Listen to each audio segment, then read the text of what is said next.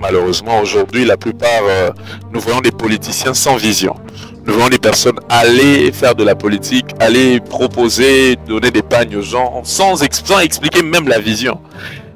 Ils se font voter juste pour avoir de l'argent. Est-ce que vous pensez que vous êtes différent de ces personnes-là ou bien vous avez une vision que vous voulez exactement apporter à cette politique que vous voulez faire en RDC?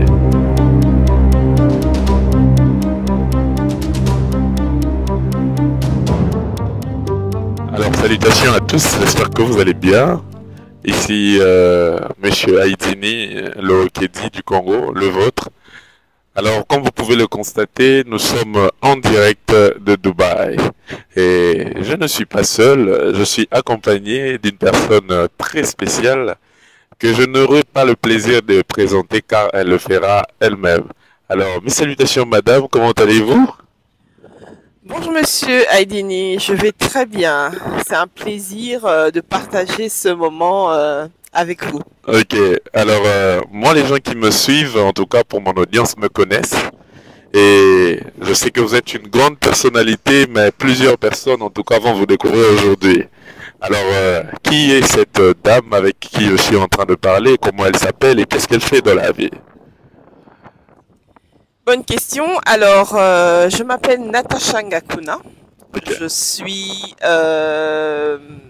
médecin de famille ok, en Belgique d'accord, et en RDC. d'accord, Je suis également cadre du parti AFDC de notre ok, cher papa Modeste Bathily Kwebo.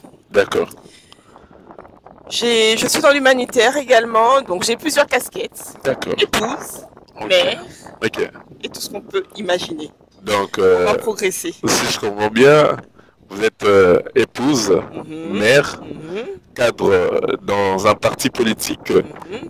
Vous êtes docteur, c'est ça? Docteur en médecine, Waouh! Vous avez plusieurs casquettes. Vous êtes docteur en Belgique et tout en RDC. en Belgique et en RDC. Non, mais je me pose la question, vous avez quatre corps ou bien vous le faites avec un seul corps, toutes ces casquettes-là? Les femmes, c'est connu, on a un cerveau multitâche. On Ok, peut faire plusieurs choses. ok, Mais le but, c'est de le faire bien. d'accord. En tout cas, c'est génial. Alors, moi, j'aurais quelques questions à vous poser.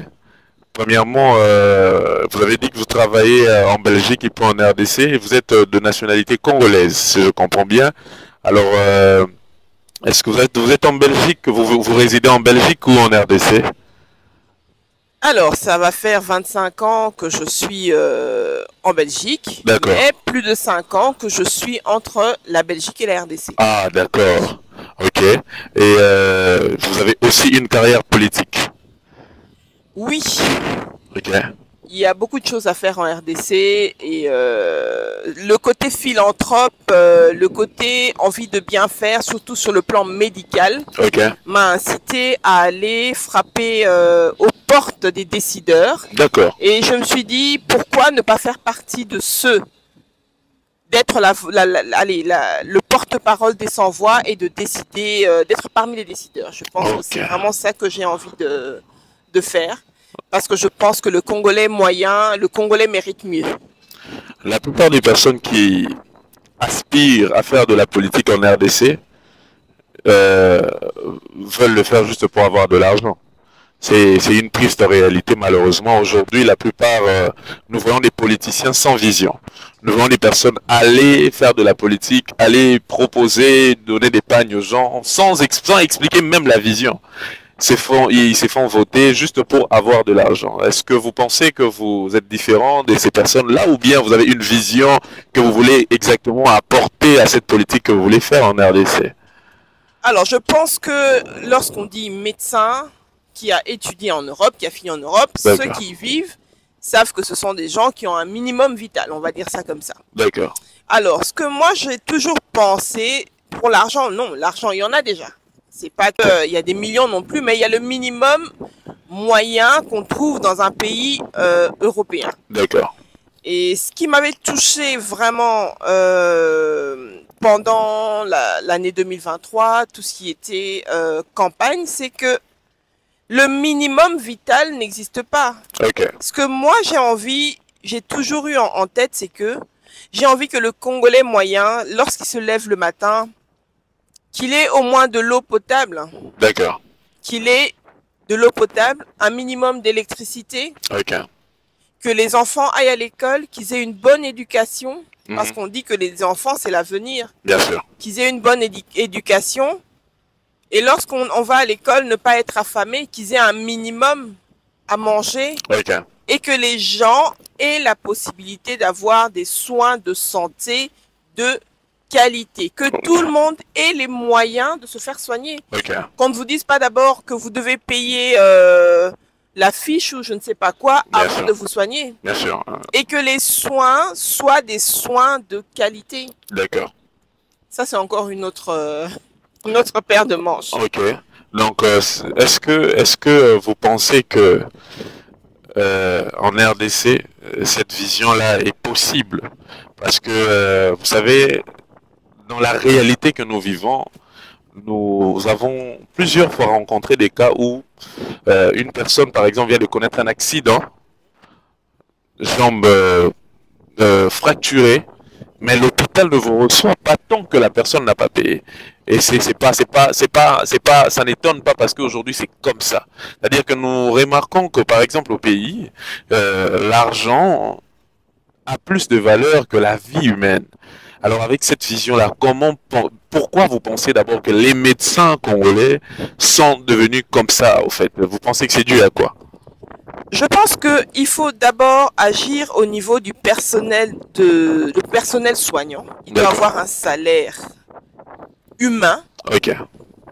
un salaire digne. Je pense que si le personnel soignant déjà est bien soigné, si les structures qui accueillent les patients sont bonnes et accessibles à tous, je pense qu'on peut y arriver. Je crois que le ministre de la Santé actuellement a tenu une rencontre avec le personnel soignant congolais qui vit en Belgique en disant qu'on a besoin de vous. Oui, on veut bien, mais commencez déjà par vous occuper d'abord de ceux qui sont à Kinshasa. Est-ce qu'ils ont des salaires décents? Est-ce qu'ils peuvent vivre décemment? Et ensuite, il faut mettre en place une sorte de mutuelle, ce qu'on appelle la couverture de santé universelle. Donc, si chacun cotise et que tout le monde a droit aux soins de santé, qu'on n'ait pas à payer avant d'aller chez le médecin, je pense qu'on pourra s'en sortir. Ok. Vous savez, je vais vous raconter une histoire, une petite chose qui s'est passée avant que je ne vienne ici à Dubaï. Alors, avant de venir ici, je suis allé me faire examiner. Alors, quand je suis allé me faire examiner, le médecin qui m'a fait le checking et tout, et il me dit que tu voyages? J'ai dit oui, je voyage. Et le médecin me dit ceci. Tu sais, je sais que j'ai ici, je vous traite, mais même moi aussi, je suis en train de chercher les moyens de fuir le pays parce que ce métier ne paye pas. Ce métier ne paye pas. Alors, comment on va voir une personne licenciée, une personne qui a une tête qui m'a sauvé la vie plusieurs fois, mais qui rêve de quitter le pays? Vous pensez que le problème c'est au niveau de la mauvaise foi de ceux qui nous gouvernent, c'est l'incapacité financière du pays, ou quelles seraient les pistes de solution que si aujourd'hui on appelle Madame Natacha, vous avez le désir de changer les choses, quel serait le plan d'action ou quelle serait la proposition que vous nous ferez pour trouver une solution concrète? Est-ce que vous avez déjà réfléchi à ça ou bien c'est un projet qui est encore en train d'être écrit? Je pense que tout est question de volonté. D'accord. Je n'ai jamais occupé de poste politique, de responsabilité. Mais la façon dont je dirige mon entreprise, je pense que ça se sent. C'est question de volonté, puisqu'on entend parler de détournement de millions, 100 millions, 50 millions, 39 millions. Alors qu'il y a des hôpitaux, il y a un hôpital à Massina, je pense, ou Njili, un truc comme ça, qui a été construit par les Français avec 2 millions de dollars. C'est question de volonté. Il faut que comment on appelle? Le politicien congolais doit être de bonne foi. Si tu as 100 millions, mais combien d'hôpitaux tu peux faire? C'est question de volonté. Il faut que les gens soient bien payés. Il faut redistribuer les richesses de façon équitable.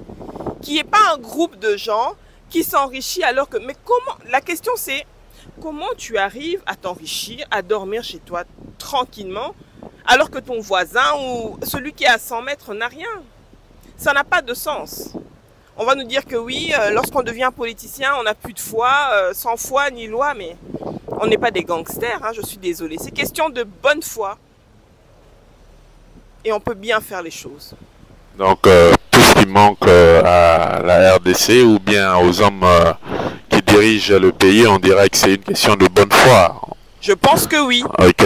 C'est de la mauvaise foi. D'accord. Parce qu'on a les moyens, tu as un budget de 100 millions de dollars, je pense que même si tu as envie, allez, on va pas dire que, voilà, utilise ce qui est utilisé, mais fais bien les choses. D'accord. Fais bien les choses. Ok. Et puis, tant qu'il y aura une impunité, tant que la personne qui va détourner, c'est qu'il ne lui arrivera rien, même s'il y a un procès, même s'il va soi-disant en prison, tant qu'il n'y aura aucune responsabilité pénale réelle, je pense que les gens continueront à faire ce qu'ils font. Très d'accord. Très d'accord avec vous. Ok. Et je vais poser une question assez qui touche un peu la vie de famille. Est-ce que être en même temps médecin, cadre dans un parti politique n'affecte pas votre vie de famille étant que mère? Est-ce que vous avez assez de temps pour être maman de vos enfants? Alors, être médecin, c'est un travail prenant. Comme on dit médecin de famille, on a de longues heures. Mais le temps se crée. Il y a des journées où je me dis que je ne ferai que quelques heures et les autres heures, je vais créer du temps pour mes enfants. Le week-end, par exemple, si je ne suis pas de garde, je vais m'occuper de mes enfants. Les emmener à l'école le matin. Pour moi, c'est des journées de 46 heures, on va dire ça comme ça. Je cours dans tous les sens, mais je passe du temps avec mes enfants. Quand je peux là, par exemple, je profite de quelques jours de vacances avec les enfants. Je crée le temps pour ma famille. Ça, c'est... Donc les enfants sont là avec vous ici? Oui. Okay. Je crée du temps pour eux parce que ma famille fait partie de mon équilibre. D'accord. Donc voilà. Ok. Alors, s'il y a un message que vous aimeriez passer à la jeunesse qui ont perdu espoir aujourd'hui, parce que s'il y a une chose, en tout cas en RDC, la jeunesse sombre dans une maladie qu'on appelle le désespoir. Y a-t-il un message à passer à ces jeunes qui vivent en RDC, qui ont fini avec les études, mais qui frappent des portes, mais malheureusement, est-ce qu'il y a-t-il un message à passer à ces jeunes-là qui vous écoutent? Alors, aider nos jeunes fait partie de la redistribution des richesses de façon équitable. Donner du travail à nos jeunes fait partie de ça. Un jeune qui commence un nouvel emploi, il faudrait qu'ils aient aussi accès à des crédits. Comme à l'époque de nos parents dans les années 70, où lorsqu'un jeune se mariait, trouvait du travail, il avait un minimum d'un crédit pour avoir une petite maison ou pour avoir un véhicule. C'est à tous les niveaux. C'est à tous les niveaux. Il y a plusieurs ministères. Il y a le ministère de la Jeunesse. Que fait le ministère de la Jeunesse? Point d'interrogation. C'est à tous les niveaux qu'il faut aller mettre de la bonne volonté. Si on a, c'est un des pays, la République démocratique du Congo est un pays très envié. Combien d'expatriés il y a en RDC? Mais le Congolais souffre. C'est ça, c'est question de volonté. Moi, je vais leur dire, ne perdez pas espoir, gardez espoir. Et puis, il ne faut pas toujours attendre de travailler pour quelqu'un, d'être fonctionnaire. Le leadership, c'est aussi quelque chose d'intéressant. Crée ton entreprise. Combien de terres arables y a-t-il, même dans la ville de Kinshasa? Dans la commune de Selembao, par exemple, dans les maisons, on voit des manguiers partout. Pourquoi ne pas, par exemple, exporter des mangues? Il y a des mangues qui viennent de Cuba, qui viennent de l'Amérique latine. L'agriculture est quelque chose aussi d'intéressant. En fait, nous, en étant jeunes, on nous a appris toujours tout ce qui est cartésien. Travailler dans un bureau, être médecin, être avocat. Mais non, il n'y a pas que ça dans la vie. Il n'y a pas que ça. On a besoin des gens pour faire des finitions, le carrelage par exemple. Installer des cuisines, des électriciens. En plus, il faut valoriser tous les métiers. Il faut valoriser tous les métiers, même le maçon. Très important. Très important. Tout le monde est important. Donc voilà. En tout cas, ça me fait du bien. J'ai même eu l'impression que vous étiez entré dans ma tête. Parce que je pense très sincèrement que si il y a une majorité des jeunes qui souffrent en RDC, on pourra même dire aussi dans la capitale, surtout à Kinshasa, c'est parce que la majeure partie de ces jeunes ne pensent qu'à faire carrière au fait. C'est-à-dire quand ils voient une personne avoir... Moi j'ai même entendu un professeur d'université dont je tais les noms se permettre de dire ici vous allez finir avec votre licence et puis ouvrir des petites cabines. Donc minimiser ce monsieur qui a ouvert une cabine qui est une petite entreprise. Vous voyez un peu, c'est-à-dire que le sens même de l'entrepreneuriat, malheureusement ceux qui sont de la vieille école ne comprennent pas encore. Et ça me fait vraiment du bien. En tout cas, désolé pour les mouvements, comprenez que il y a des vagues. Il y a des vagues. Les aléas du direct. Nous sommes en tout cas dans ce soleil de 42 degrés de Dubaï. Il fait très chaud et on profite en même temps. Donc voilà. Alors, Madame Natacha, avant de chuter, y a-t-il un message à passer à la République, à passer aux politiques? Un dernier mot que vous aimeriez dire avant que nous puissions arrêter avec cette session de questions que nous avons eue avec vous? Déjà, j'ai une petite pensée pour les habitants de Matadi Kibala. Oh. Très important. Il y a eu un accident il y a 4 jours à Matadi Kibala. Il y a un camion qui a dévalé la pente et qui a tué plus de 70 personnes. Ouais. Alors, il faut... ce n'est pas la première fois que ça arrive. Ouais. Donc, ce serait bien que le bourgmestre, le bourgmestre de Mongafula ou que le gouverneur fasse quand même quelque chose pour ces gens. Yeah. En créant un marché interne et que tous ceux qui sont sur la rue, qu'on puisse les évacuer parce que 76 morts, ça fait beaucoup. Beaucoup. Même un Congolais, c'est un Congolais de trop. Yes. C'est ça que je voulais. Vraiment, ceux qui ont des opportunités, créer un marché, c'est un business. Ça va donner du travail à toutes les personnes dans la région, donc dans la commune, ce sera très intéressant. Aux politiques, mettez-y de la volonté. Mettez-y vraiment de la volonté. Vous y êtes. Qu'on puisse se souvenir de vous en bien dans les 20 ans, que les décennies, les générations futures puissent se souvenir de vous. Qu'on se dise, tel ministre, on est fier de lui, c'est grâce à lui que nos enfants ont pu aller à l'école. Yes. Faites bien les choses, c'est votre temps, faites bien les choses. Faites bien les choses. Et à nos jeunes, ne lâchez pas, gardez espoir.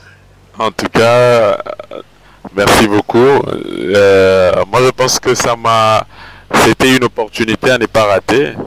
Parce que moi, je vous connais. Et je m'étais dit, en tout cas, le fait de vous rencontrer à Dubaï, c'était une opportunité pour moi d'échanger avec vous afin d'immortaliser un moment qui sera éducatif. En tout cas, merci beaucoup en tout cas d'avoir accepté. C'est vrai qu'on s'est vu, on s'est vu hier, mais aujourd'hui vous avez accepté de nous accorder votre temps.